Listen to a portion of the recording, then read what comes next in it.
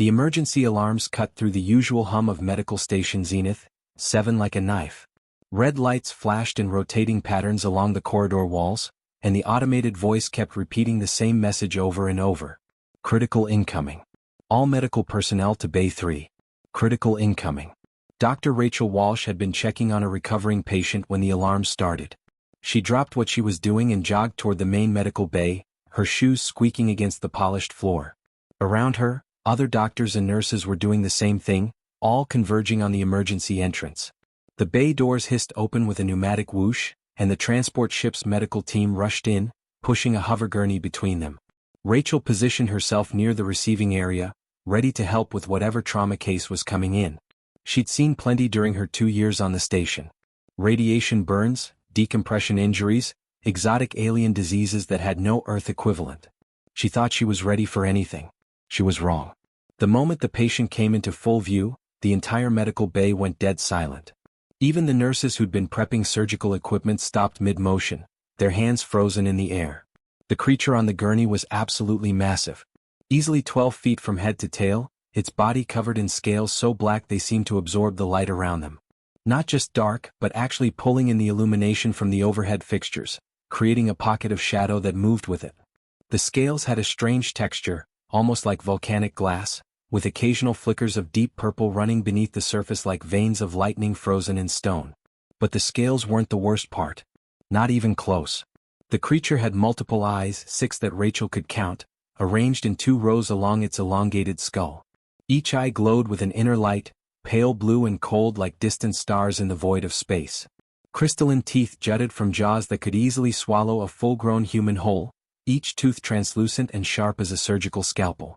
The teeth caught the light and scattered it into rainbow patterns across the floor. Rachel felt it then.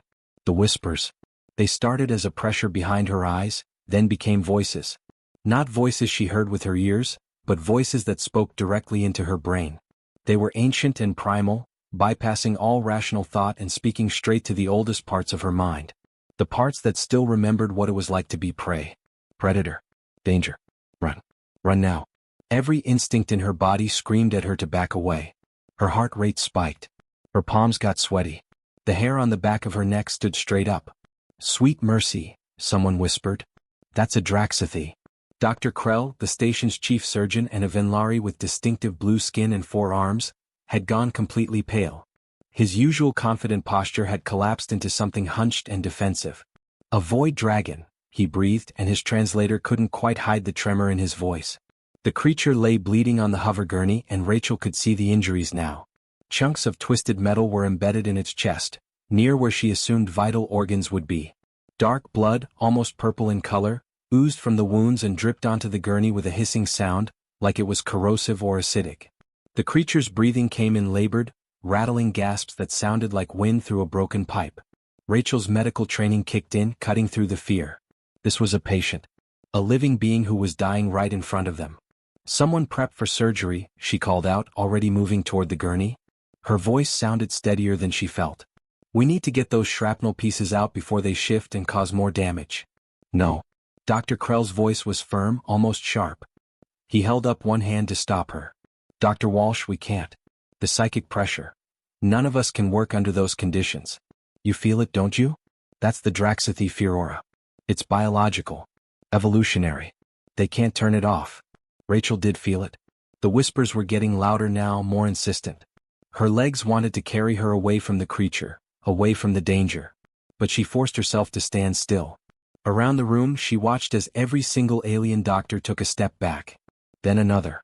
The Korean surgeons, usually so confident and precise, were retreating to the far wall. The Methian nurses had actually left the room entirely. Even Dr. Krell, with all his experience and decorated service record, was backing away slowly. The creature's multiple eyes tracked the movement. All 6 of those glowing eyes followed the doctors as they abandoned it, and Rachel saw something flicker across its reptilian face. Something that looked heartbreakingly human despite the alien features. Sadness. Resignation. Like this had happened before. Like it had happened many times before. Rachel took a deep breath and made her decision. Then I'll do it, she said quietly. The room went completely silent. Even the whispers in her mind seemed to pause, as if the creature itself was shocked by what it had just heard.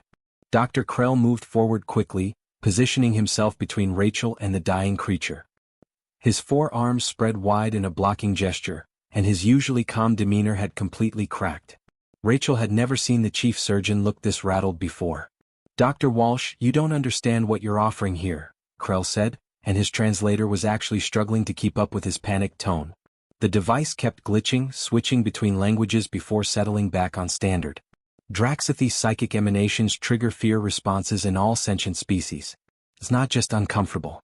It's evolutionary warnings going off in your brain. Alarms that have kept our species alive for millions of years. You could suffer permanent psychological damage if you stay in close proximity for too long. Rachel looked past him at the creature on the gurney. The Draxathi's breathing was getting worse. More labored. The purple blood was pooling beneath it now, dripping steadily onto the floor with that disturbing hissing sound. They didn't have time for this debate. "Noted," Rachel said simply and stepped around Krell. She walked closer to the dying patient, and immediately the whispers in her mind cranked up to a roar. It felt like someone had turned up the volume on every primal instinct she had. Her heartbeat hammered in her chest. Her hands wanted to shake. Every cell in her body was screaming at her to run, to get away, to put as much distance as possible between herself and this apex predator. But Rachel had learned a long time ago how to function when afraid. She'd been a battlefield medic during the Mars colony uprising 5 years back. She performed emergency surgery in collapsed tunnels while the ground shook from explosions overhead. She'd extracted bullets from soldiers while under active fire. She'd held people's hands while they died, even when her own hands were shaking with terror. Fear was an old companion. She knew its face. She also knew it didn't get to make her decisions for her. Rachel pulled up a stool next to the gurney and sat down, putting herself at eye level with the creature. "Hey there," she said softly, keeping her voice steady and calm. "I'm Dr. Walsh. Can you understand me?"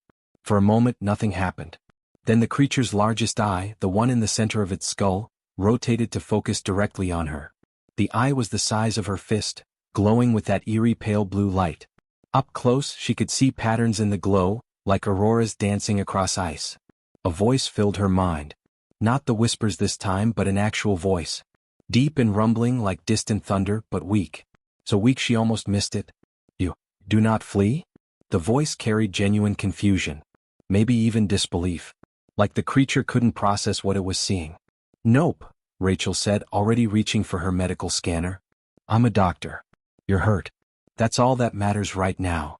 She activated the scanner and began running it over the creature's torso, watching the readings populate on the small screen. The Draxathi's biology was completely foreign to her, but the scanner was doing its best to map out the internal systems and flag the critical areas. "What's your name?" she asked, keeping her tone conversational. Come. Like they were just having a normal chat and not in the middle of a medical emergency. The voice in her mind hesitated, then whispered, "Shreth, you are a human?" "That's right. From Earth."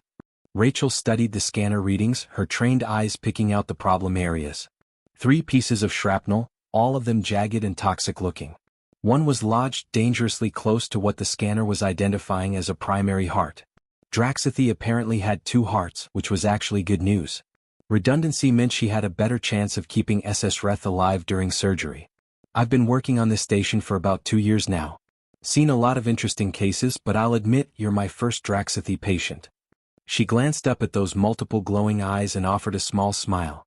"This is going to be tricky surgery, Eshreth," she said honestly. "I'm not going to lie to you. Your biology is completely different from anything I've worked with before. But I've got you. Okay. I'm not going anywhere." Something changed in that moment. Rachel felt it distinctly. The whispers in her mind shifted, transformed. The predatory edge, that overwhelming sense of danger, began to fade. It didn't disappear completely, but it softened around the edges. What replaced it was something Rachel hadn't expected at all. Wonder. Pure childlike wonder. Like SS Reth had never experienced someone choosing to stay before. Like compassion was a completely foreign concept, something they'd heard about but never actually witnessed directed at them. Behind the safety glass, Rachel could see the other medical staff gathering. Dr. Krell was there, along with what looked like half the station's personnel. They were all staring with expressions of complete disbelief. Some were taking readings on handheld devices, probably monitoring the psychic field or recording this for the medical journals. Rachel ignored them all. She stood up and began gathering the surgical equipment she'd need, her hands moving with practiced efficiency. Ceramic tools since the Draxathy blood looked corrosive. Extra scanning equipment to help her navigate the unfamiliar biology. Coagulants that might work on non-human tissue. She worked quickly but carefully, setting up her surgical station right next to the gurney. When she leaned over to position the instruments, she was close enough that those massive crystalline teeth were just inches from her face. Close enough that one reflexive snap of those jaws could end her. Her hands never shook once. 4 hours into the operation, Rachel's hands were cramping so badly she could barely feel her fingers anymore.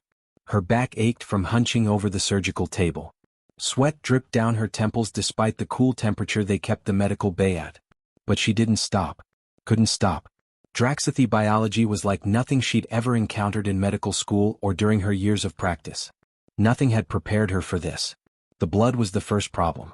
When it made contact with her standard surgical tools, it hissed like water hitting a hot pan and produced thin streams of smoke. The first time it happened, she jerked back instinctively, thinking the instruments were malfunctioning. But no, it was just the blood itself. Some kind of chemical reaction. The purple liquid was apparently corrosive to most metals, which meant she'd had to completely abandon her normal toolkit. She'd switched to ceramic instruments about an hour in, tools usually reserved for working with certain alien species who had severe metal allergies. They weren't as precise as her regular scalpels, and they felt awkward in her hands, but they got the job done without dissolving. The second problem was the nerve clusters. They were everywhere but not where they should be. At least not by any logic Rachel understood. She'd watch her scanner show a nerve bundle in one location, but when she went to work around it, the actual physical nerves would be 3 inches to the left. Or above. Or below. It was like SS Retha's nervous system existed partially in regular space and partially in some other dimension she couldn't see. She'd given up trying to understand it and started working mostly by feel and instinct, letting her hands learn the patterns as she went. The third problem was the organs themselves. They pulsed with their own dim light, glowing softly in shades of blue and green beneath the dark scales. It was beautiful in a strange way but deeply unsettling. She kept expecting the lights to mean something was wrong, some kind of distress signal, but her scanner insisted everything was normal. Apparently Draxathy organs just did that. Rachel carefully worked another shard of shrapnel free from the tissue surrounding SS Retha's lung equivalent. The metal was twisted and ugly, contaminated with some kind of toxic residue that made the surrounding flesh look gray and sick. "Talk to me, Ashreth," she said, her voice steady despite her exhaustion. She'd learned early in her medical career that keeping patients conscious and talking during surgery could help manage pain and keep them focused. "Keep your mind on something. Tell me about your work. What do you do?" The rumbling voice in her mind was stronger now than it had been when they started. That was a good sign. Meant SS Reth was stabilizing. "I engineer gravity wells," SS Reth said, and Rachel could hear something like pride in that mental voice. "For mining operations. We create controlled gravitational fields to extract resources from asteroid belts and planetary cores. It requires precise calculations. Very precise. There was an accident. The field collapsed incorrectly." Rachel nodded, setting the extracted shard aside on the tray with the others. 2 down, 1 to go. "Mining's dangerous work anywhere in the galaxy," she murmured. "I get that. I grew up in a mining town on Earth. Small place called Copper Ridge in Arizona. My dad worked the underground mines there. Spent 30 years going down into the dark every single day." She paused, her hands stilling for just a moment. "Lost him to a tunnel collapse when I was 12. One support beam failed and the whole section came down. They didn't recover his body for 3 weeks." The whispers in her mind shifted again, becoming softer. Warmer, somehow. Rachel had noticed this happening gradually throughout the surgery. The oppressive fear aura that had driven every other doctor from the room was fading, becoming more like a gentle hum in the background of her thoughts. Behind the observation glass, she knew other doctors were monitoring this. Dr. Krell had told her over the comm system about 20 minutes ago that the psychic pressure readings were dropping steadily. Somehow, impossibly, SS Reth was controlling their natural fear aura. Suppressing it. They were actively helping the human who was helping them. "Your species chooses to help," SS Reth said quietly, and the mental voice carried something that felt like reverence. "Even when afraid. Even when every instinct tells you to flee. You choose to stay." Rachel reached for the final piece of shrapnel. This was the big one, the dangerous one. It was lodged right up against what her scanner identified as SS Retha's primary heart. One wrong move and she could sever a major vessel. The Draxathy had 2 hearts, which gave her some margin for error, but she really didn't want to test those limits. Especially when afraid, Rachel corrected gently, positioning her ceramic scalpel with infinite care. See, courage isn't about not being scared, SS Ref. That's not how it works. Courage is being absolutely terrified and doing the right thing anyway. It's feeling the fear and choosing to act in spite of it. She began to work the shard free millimeter by millimeter. Sweat ran down her back. Her hands cramped. The whispers in her mind held their breath. Fear is just information, Rachel continued, speaking as much to calm herself as SS Ref. It tells you something might be dangerous. But you're the one who decides what to do with that information. You can let it control you or you can acknowledge it and move forward anyway. The shard shifted. Almost there. My dad used to say that bravery is being scared to death of something and saddling up anyway. He was quoting some old Earth movie, but it stuck with me. Especially when I became a doctor. One final careful twist and the shard came free. Rachel held it up, this twisted piece of toxic metal that had been slowly killing her patient. She set it on the tray with the others. The monitors beside her beeped steadily, then began to stabilize into healthy rhythms. SS Retha's secondary heart, which had been working overtime, settled into a normal pace. The primary heart, now free from the shrapnel, began its own healing process. Draxathy apparently had remarkable regenerative abilities once the foreign objects were removed. Rachel stepped back from the table, and only then did she look down at herself. She was covered head to toe in iridescent purple blood. It shimmered in the surgical lights, creating rainbow patterns across her surgical gown. Her hair was plastered to her head with sweat. Her hands were shaking now that she'd finally stopped moving. She let out a breath she felt like she'd been holding for hours. Behind the safety glass, the entire alien medical staff stood in complete silence, staring at what they'd just witnessed.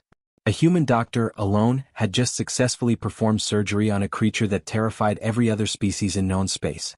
Rachel looked down at Isisretha's glowing eyes and smiled tiredly. "You did great," she said softly. "Welcome back." Over the next 2 weeks, Rachel made it a point to visit SS Reth every single day during recovery. Sometimes she'd come by during her official rounds, checking vitals and monitoring the healing process. Other times she'd drop in during her lunch break or after her shift ended, just to sit and talk.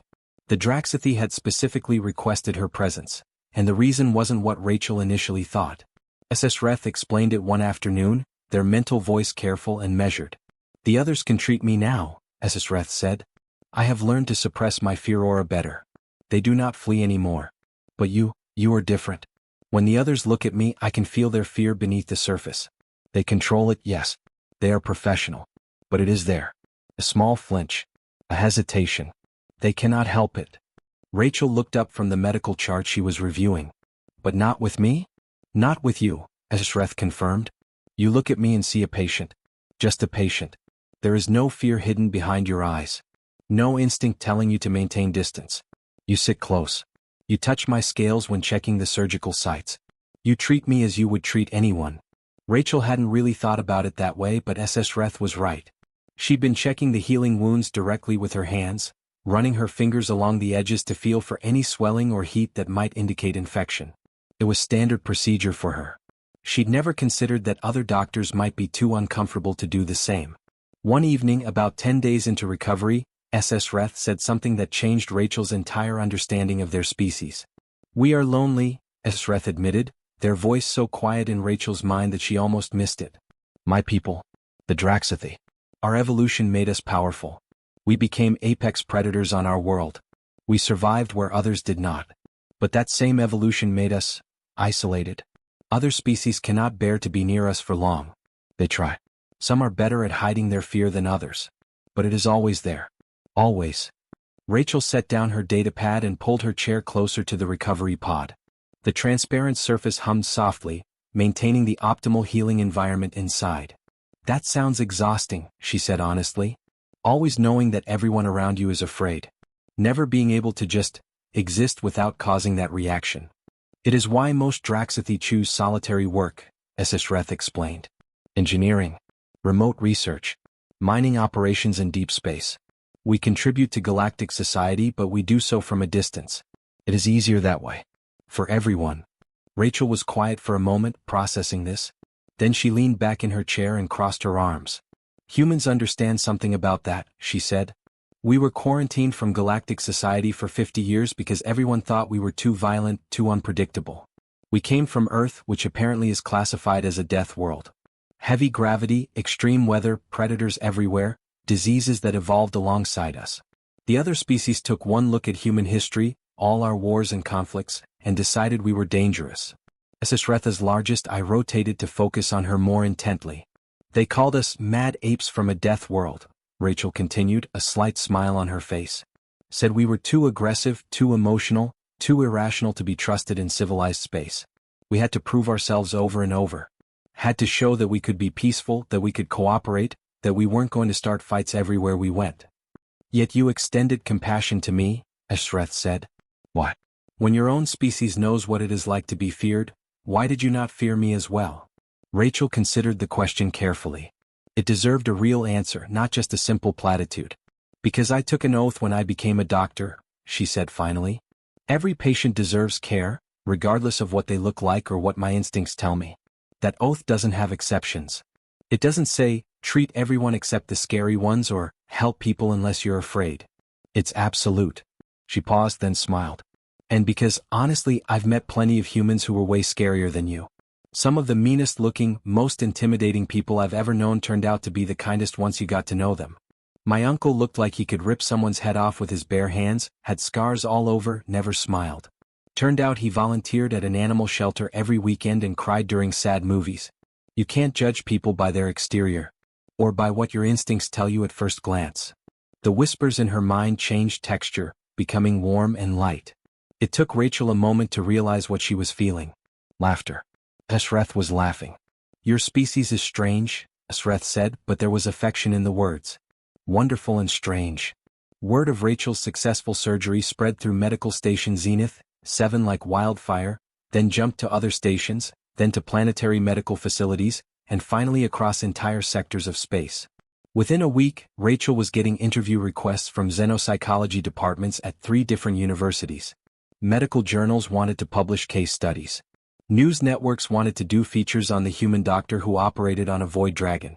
The biggest surprise came on day 12 of SS Retha's recovery. Rachel was doing a routine check of the surgical sites when Dr. Krell burst into the recovery room, his blue face flushed with excitement, all 4 arms waving a data pad. Dr. Walsh, you need to see this, he said, pulling up a message on the screen. It's from the Draxathy Collective. Rachel read the message twice, not quite believing what she was seeing.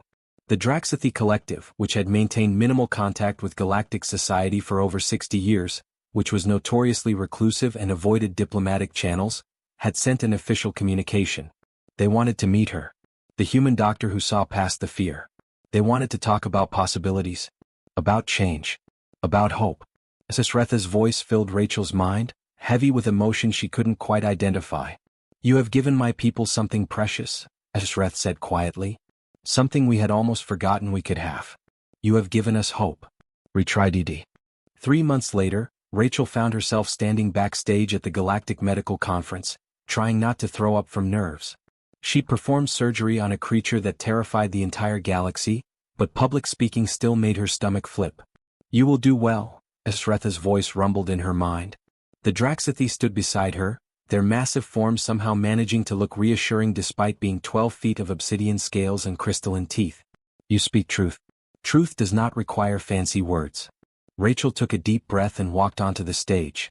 The auditorium was enormous, filled with hundreds of alien physicians from across known space. Corian surgeons with their multiple manipulator arms. Venlari diagnosticians with their enhanced sensory organs. Methian researchers whose entire bodies glowed softly with bioluminescence. Even a few humans scattered throughout the crowd, looking just as nervous as Rachel felt. She stepped up to the podium and the room fell silent. Every eye, in all their various configurations, focused on her. And on Sreth, who moved to stand beside her. Rachel noticed something remarkable. When Sreth had first arrived at the station 3 months ago, every alien in the medical bay had fled. Now, with hundreds of doctors watching, nobody ran. Some shifted uncomfortably in their seats. Some had their fear response visible in subtle ways, like flattened sensory organs or darkened skin pigmentation. But they stayed. They watched.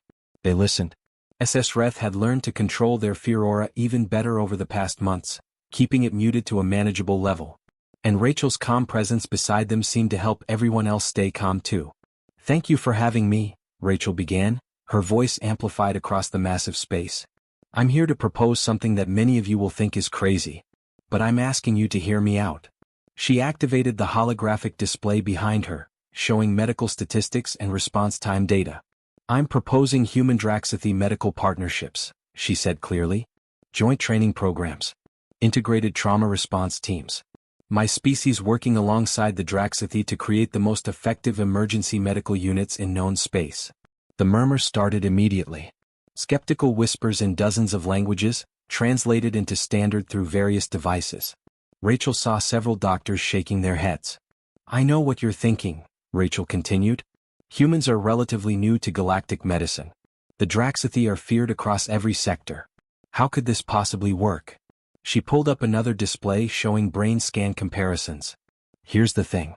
Humans have a unique evolutionary trait. We evolved on a death world where everything was trying to kill us. We developed the ability to feel intense fear and still choose to act. It's not that we don't feel the Draxathy fear aura. We absolutely do. But we can acknowledge that fear and move past it. We can choose compassion over instinct." Rachel gestured to Sreth. "During my friend's surgery, I was terrified the entire time. My hands wanted to shake. My instincts screamed at me to run. But I chose to stay. I chose to help. That's what humans can bring to this partnership. The ability to work through fear that would paralyze other species." Sreth stepped forward then, and the room tensed slightly. But the Draxathy's psychic voice, when it came, was gentle. Controlled. It reached every mind in the auditorium without overwhelming them. "During my surgery, Dr. Walsh showed me something my people have been denied for generations," Sreth said. "She saw me as a person first. A patient who needed help. Not a monster to be feared. Not a threat to be avoided. Just another living being who was suffering." The massive form turned to address the crowd more directly. "The Draxathy Collective wishes to offer our advanced knowledge to galactic medicine. We have developed techniques in psychic healing that can accelerate recovery. We understand dimensional biology in ways that could revolutionize surgery for species with non-standard anatomies. We have so much to share." Sreth paused, and Rachel felt emotion flooding through the psychic link. "In exchange, we ask for what humans have offered us. Connection. Understanding. A chance to be part of the galactic community instead of shadows at its edge. We are tired of being alone." The room was completely silent now. Rachel stepped forward again. "This isn't just about medical advances. It's about showing that fear doesn't have to divide us. That different species can work together even when every instinct says it's impossible. Humanity learned that lesson when you all gave us a chance despite thinking we were violent mad apes. Now we want to pay that forward." The vote happened 2 hours later, after extensive discussion and debate. The proposal passed with overwhelming support. 78% in favor. 1 year later, human Draxathy medical teams had become legendary across the galaxy. They were the first responders to deep space disasters, the specialists called in for the most difficult cases, the teams that went where others couldn't. They saved lives that would have been lost because no one else could get close enough to help. Rachel was in her quarters one quiet evening reading through case files, when a message came through on her personal comm. It was from Sreth, who was currently working on a joint medical station 3 sectors away. The message was simple but made Rachel's eyes water. "A clutch of younglings has been named in your honor. 23 young Draxathy, born this cycle, carry variations of your name in our language. And Rachel, for the first time in our recorded history, young Draxathy are being taught to modulate their fear aura by studying human courage. They learn that courage is not the absence of fear. It is choosing compassion over instinct. Choosing connection over safety. Choosing hope over isolation." Rachel walked to her viewport and looked out at the stars. Somewhere out there, young Draxathy were learning that they didn't have to be alone. That fear didn't have to define them. That there were species in the galaxy who would choose to see past the terror to the person underneath. Humanity hadn't conquered fear. They'd simply refused to let it have the last word. And in doing so, they'd given an entire species something they'd lost long ago. Their voice. Their place. Their hope. The end. Retry.